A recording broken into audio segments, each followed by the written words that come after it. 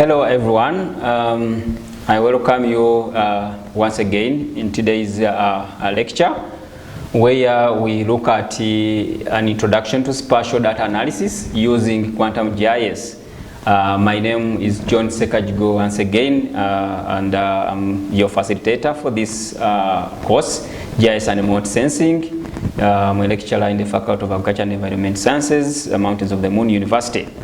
Of course, to give you a brief background of on the past lectures, we've been through a series of lectures where we got introduced to GIS and remote sensing as a course. We got introduced to different spatial data sources, spatial data collection, spatial data input, of course, how we can import data into quantum GIS. We have learned how you can be able to manipulate different layers within the GIS environment, how you can be able to name, for example, spatial data layers, how you can play with the symbology, how you can clip or reduce or pick out the data of interest for us to be able to learn how we can be able to do different analysis. Why is this buffer and overlay analysis very important? Because most times when we are doing GIS operations, or when we are doing like a map drawing and everything, when we collect data, it is very hard to produce an output using a single layer. Normally you realize you need to combine different data layers in order to produce a desired output. And you can only do that by overlaying layers on each other and combining them to produce a desired output. Now, buffer analysis also is another very important spatial analysis and operation that is always done in order to create different desired outputs. For example, if you are a natural resource manager, if you are a natural resource management specialist, if you are an environmentalist, if you are a physical planner, for example, you would want to create or to plan for the development of your town, for example, town council or a municipality, in such a way that certain areas are protected. For example, you would want to ensure that people do not construct in wetlands. You would want to ensure that people do not build in the river banks. And we know by law that there are certain areas that we are supposed to leave vacant or not occupy along the river banks. For example, we know certain areas have a buffer zone of 100 meters, some have 50. But also within your planning zone, you would want to say, okay, I want to create green belts. So you want to show out the area of interest that for which you don't want development. For example, sometimes you may be creating boundaries and you want to create buffer areas around that area. You can only do that through a buffer analysis. We want to see how you can create buffers along lines, for example, if a line is a river in this, you want to show people road reserves. You can only do that through buffer analysis, and we want to see how do you do that, and how do you do overlays analysis, and how you do different analysis in order to create desired outputs. And here we are going to use, of course, the river network for Renzori, of course, and shall use land degradation data that I collected myself from the field, from the Renzori networks, which includes floods and landslides, of course, it was erosion, in order to do these operations. Of course, as I said, spatial analysis uses spatial information to extract new and additional meaning from the GIS data, from the geographical data. And usually it is carried out using GIS applications like quantum GIS in this case that we are using. Okay, and here this example we are going to use, of course, I've said the Rwenzori River Network and the land degradation analysis to carry out buffer and the overlay analysis. And it's a practical exercise that I encourage you also to go back and do using the layers that have been given, that I've shared with you, the files that I've shared with you, to create your own buffer analysis and exercises, whether you create a buffer zone of 100 meters around the river network, and also be able, of course, to perform overlay analysis. And to do this, we are going to switch to our GIS software and practically see how to do this. Okay, I will also switch mine to the GIS application, and I encourage you also to switch to your own GIS applications so that we can be able to see what to do. Remember, I've told you we are going to use the river network and the land degradation layers in order to do this. So the first thing, if you have opened your GIS software, you have this displayed. The first thing is now to import or to add the data layers from wherever they are saved. And here, like I said, I have the data folder where I saved this. I'm going to add these layers into the GIS environment and then begin the operations. So under vector, I'll still go, you also do the same, and then add the Rwenzori River Network layer.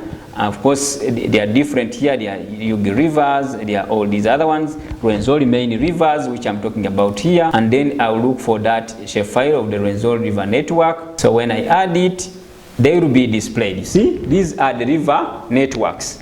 And I will also change their colors, the display colors, as I said, to from properties to blue. Since they are rivers, I want them to be displayed as blue, since water we know is normally displayed in blue. So you have this as your river network. Okay, so what we are going to do here is, if you have this, how do you create a buffer layer around these rivers?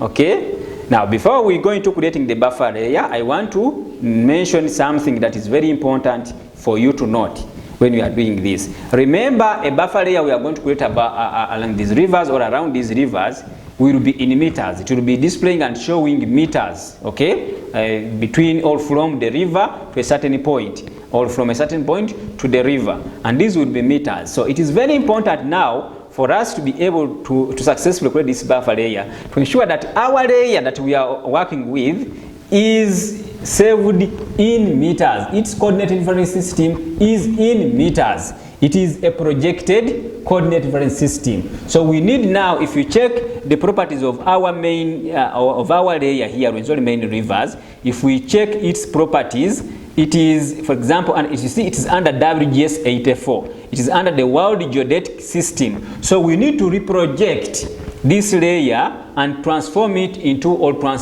or change it into a projected coordinate system, which is the WGS 84 Universal Transverse Mercator, or UTM Zone 36 North, okay, which is the coordinate reference system for Uganda. So we need to reproject this layer so that it is displayed in meters, or what we call the UTM reference system, okay. And to do that, we are going, of course, to go under tools.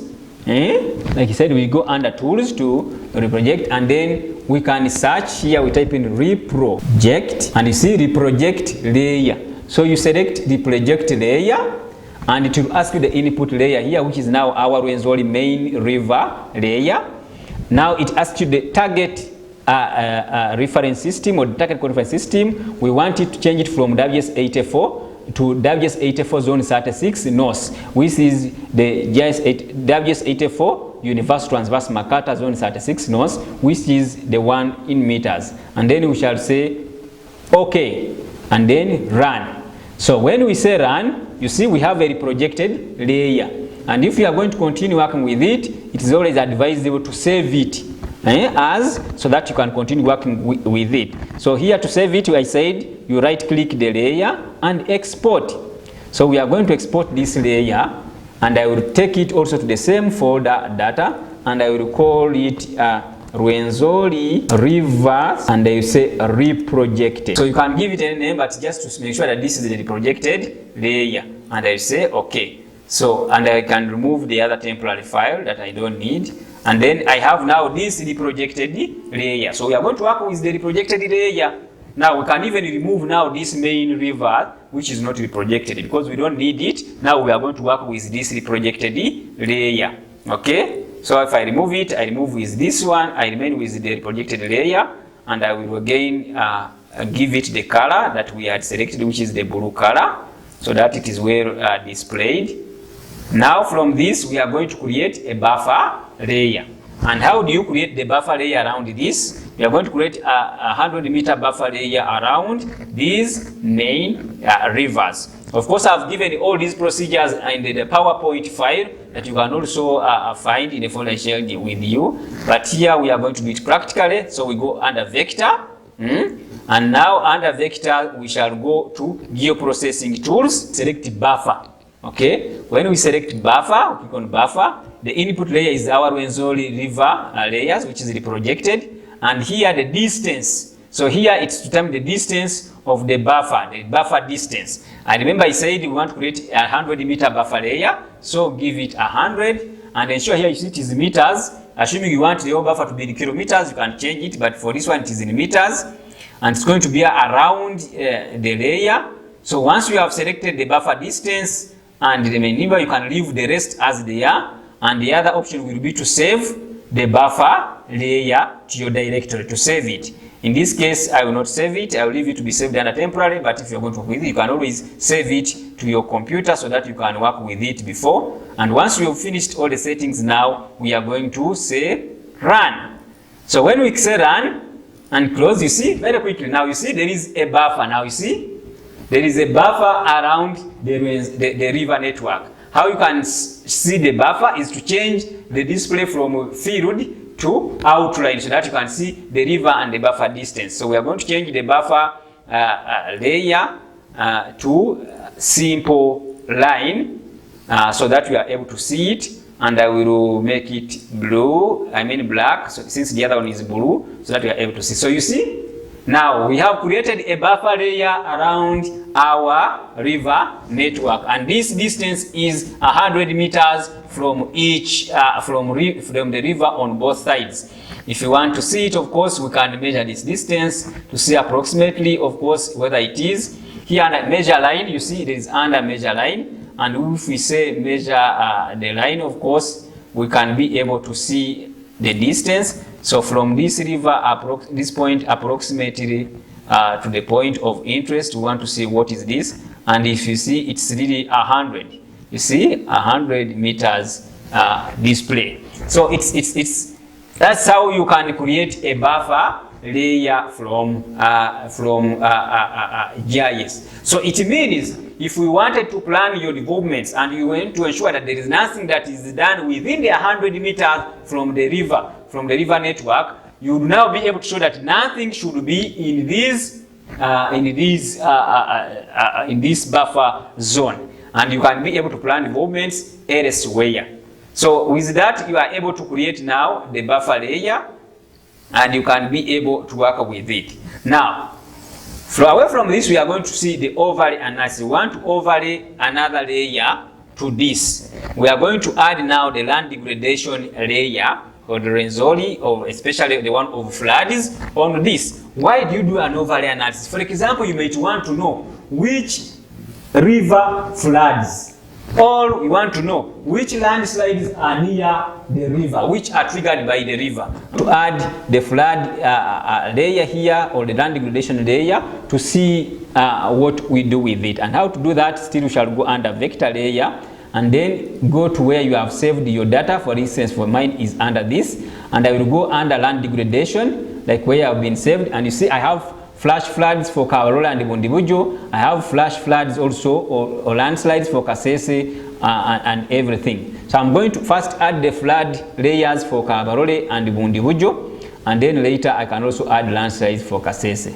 Of course, okay, one thing I had forgotten, this is now an Excel data. It's not yet a shapefile we are going to add. So for Excel, remember, we said you don't go under vector, you use now the add delimited text file. So we shall click there and then go to the data under land degradation. Now these ones are already saved as comma separated values, and I will add the vector data into our GIS environment. We want to see whether now they are displayed. You see, we have our flood data added. So you see there are some of these floods that are along the rivers, and there are those that are away from the main river. So those are floods. Now we can also add the landslide data. For example, of course, this was for Kabarole, but we can also add the ones for other places. For example, floods for Kasese, I can also add them and see what they give us. You see, I've added the one for Kasese, but also I can add the landslides. For example, since we are looking at land degradation, we can also add the ones for, we have landslides Kasese, but also we have landslides Kabarole and Bundibujo. So I will first add the one for Kasese, and then, sorry, this is a vector. We wanted to add the one for Kasese. Okay, we have Kasese here, and once it is added, we can also add the ones for, of course, Bundibujo and Kabarole landslides, and we add them. And when we add them, you see, now we have everything, the land degradation, because we have everything. And if we wanted to see which ones fall within the buffer areas, which ones are within the 100-meter zones, we can do that, of course, through the intersection or through the clipping. But if we intersect, then we can get the data that is both in the buffer area of from the rivers.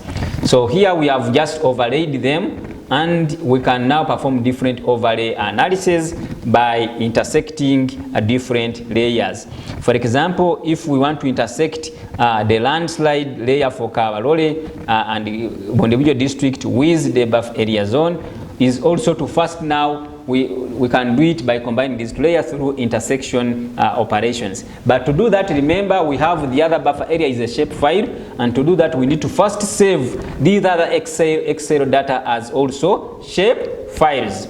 And for example, we shall use this landside layer for Kabarole and Bundibujo as an example by saving it as a shape file and then using it to perform an overlay analysis. So with this, you right click as we said and export this layer by saving future as, and we shall save it as a shape file like we have done before, and we of course take it where we want to save it. Here it's the same data folder, and I will call it landslides Kabarole Bundibujo. Okay, I will call it Bundi, just that. And then here the coordinate system, I can also change it to UTM zone 36 north since the others are in that format.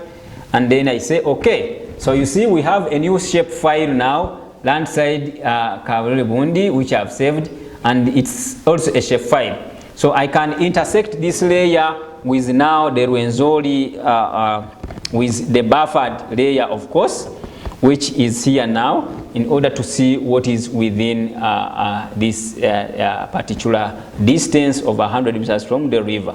And of course, we can do that also through vector operations, of course, and then we go to geoprocessing as we have been doing, and there is this intersection, of course. So when we do the intersection, we have the buffered as input. Overlay layer here is now what we have as the landslide Kabubundi, which we have just done that. Of course, these are optional. If you say inputs to keep, of course, those that we will refer to another layer. If you don't want to select them, you can leave it as a default without changing anything, and then you can save the intersection layer. But for me now, I'm just going to run since I don't want to save it permanently. But if you are doing your exercise or you are doing a project for someone, you can always save it to your directory. Then I will say run. Now when I run, it is run, and now I have the intersection layer. So under the intersection layer, you can see what is under the intersection layer, of course, by checking its attribute to see what is there in the attribute. Okay, instead here, okay, we have the columns transferred, of course, the ones which were under the land degradation. Now the columns are under also under the intersection, although we don't see, of course, data displayed simply because also we can also repeat it by interchanging the layers so that we make the other one as the input, and okay, this is the input, and overlay is buffer, and run, see what I get. Okay, so you have this, it has the coordinate, it has the field, but also it has now everything that we need, okay, the coordinates and everything. So instead of using the buffer layer as the input layer, we use land degradation layer because it is the one with the data as the input layer, and the buffer as an overlay layer. And if you look at the intersection layer now, it has both. For example, if we checked the buffer layer that we used, the buffer layer had these columns: name, description, x coordinate, y coordinate, and rotation. Okay, But then the land degradation layer had the XY, it has these fields, of course, up to field 9. But when we check now the intersection layer after intersection, this intersection layer will have both the columns of the land degradation and the columns of the buffer layer. You see, we have these XY, these which we are columns of the land degradation, but at the end we have, you see, name, description, X coordinate, Y coordinate, and rotation, which we are columns of the buffer layer. So by intersecting, we have combined these two layers, and we are able to see, of course, which layers, which land degradations fall within the 100-meter zone or buffer zone. And if we want to see that clearly, we can deactivate the other layers and remain with the intersection layer. So if we remove all the others, you will see now the intersection layer is giving you these points or land degradation that are within the buffer layer. Okay, so assuming you wanted only to show people which land degradations are within the buffer layer, you can show it by this. You see, you have only those points that are within the buffer layer. So with that, we are able to see and learn how to perform buffer and overlay analysis. And I want to call you and advise you to continue practicing and performing different operations. There are quite several. This is just an example that you can do with GIS, and I want to encourage you to learn more so that you can continue performing different operations. So that has been our lecture on spatial data analysis, where we perform overlay and buffer analysis. Thank you very much. I wish you well.